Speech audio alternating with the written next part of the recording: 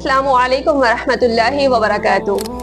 सवाल है कि क्या औरतें अपने सर के बाल सेल कर सकती हैं या नहीं, इसकी शरई हैसियत क्या है। अपने सर के बाल यानी कंघी से जो टूटे हुए बाल हैं, जब आप इसको सेल कर रहे हैं तो वो क्यों इसको लोग खरीद रहे हैं, आपके बालों से क्या बनाया जाता है।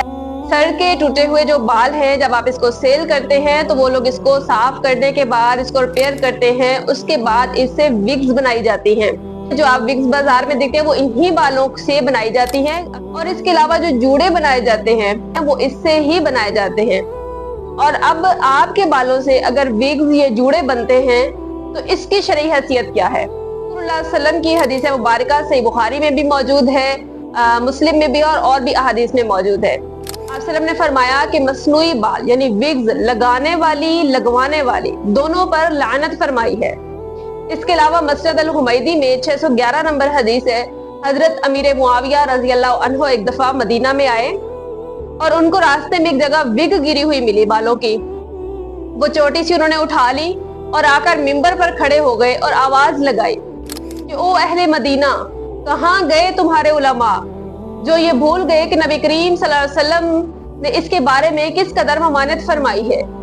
याद रखो कि बनी इसराइल इसी वजह से हलाकत का शिकार हो गए जब उन्होंने ये काम शुरू कर दिया। अब विग्स लगाना लगवाना ये जब हराम है, लानत है, तो जूड़े की वैसे हदीस में ममानियत है कि औरतें जन्नत की खुशबू नहीं पा सकेंगी। तो बताएं कि आपके बालों से ये तैयार की गई चीजें, क्या आपके बालों की वजह से अगर वो तैयार होती है तो बताएं आप उसके गुनाह में किस कदर शरीक है। तो इसलिए अपने सर के बाल कभी भी सेल मत करें।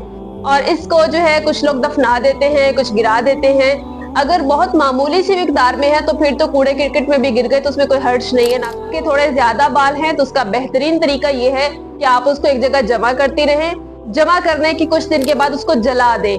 ये उसका बेहतरीन हल है, क्योंकि पानी में बहाने से या फिर मिट्टी में दबाने से बाल गलते नहीं है, खत्म नहीं होते।